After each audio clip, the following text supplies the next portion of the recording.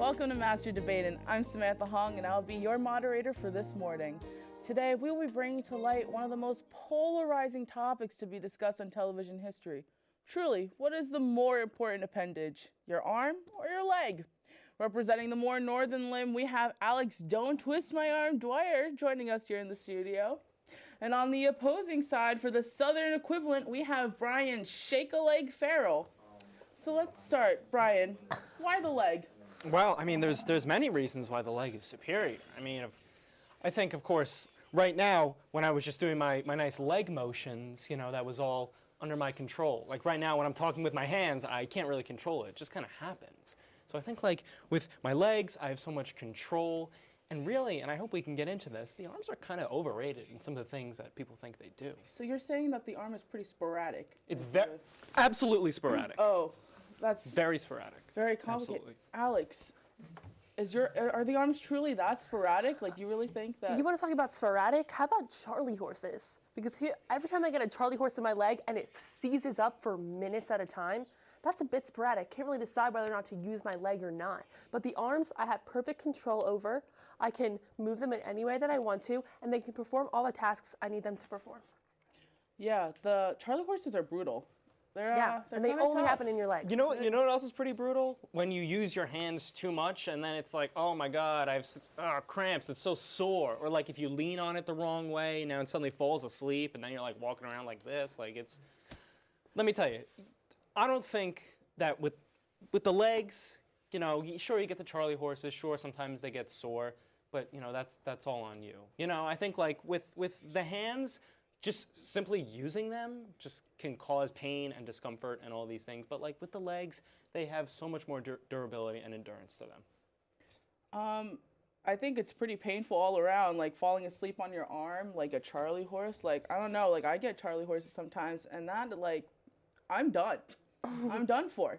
But then that makes me think about like the medical side of things and the financial side. Actually, we got an Instagram question, a producer was letting me know, coming in live. At Sam Hong with 3 Gs wants to know is, what are the financial risks or benefits of having the arm or the leg? Is it cheaper? Like, let's talk about like the medical side of it, like how expensive it could be. Let's start with Alex.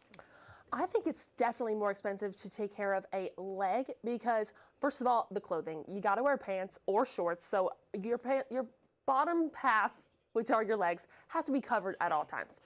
Second of all, the shoes.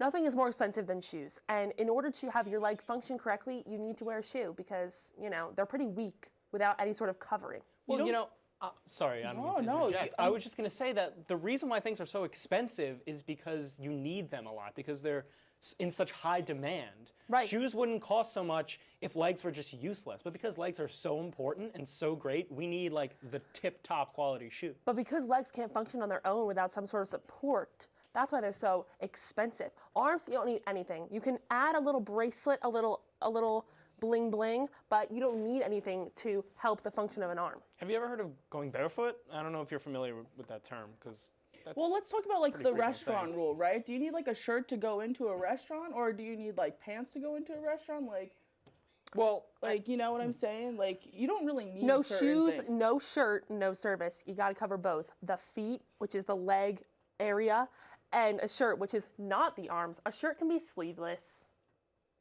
That's a good point. What do you have to say to? Well, I mean, when we're talking about coverings. All right, let's keep this civil. When we're talking about coverings, you have something like flip-flops, which are very cheap, and they get the job done. So it's not just necessarily covering. It's just, a practical thing. When you're walking around in a restaurant, because your legs are so important, you don't want to step on glass and then suddenly, oops, there goes my most important appendage. That's true. Stepping on glass would suck. Yeah, it would, and it would completely incapacitate you. But cutting your hands with glass, your arm is still fully functioning. But like getting a paper cut on like my arm like would hurt too. It would hurt, but it wouldn't incapacitate your entire arm. And then, interesting. So like the cuts would really like ruin, I think, the image of both the arm and the leg. So go into a little bit. Let's talk about aesthetics.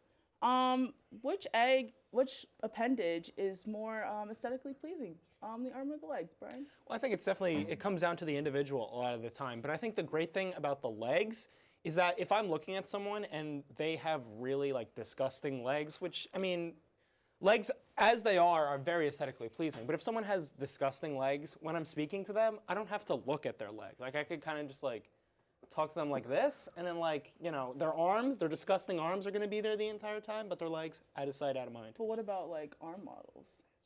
I've never heard of that before. I'm not familiar with that term. Alex, do you know what arm models are? I do, and my mother actually was one in the 1980s, $200 an hour just for putting your arm right there in the camera.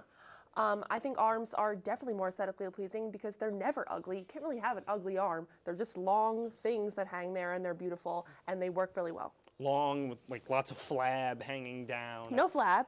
Well, I'm not saying specifically for you, but it's a People can possibility. work them People out can and have get flabs muscles. on any part of their body, really.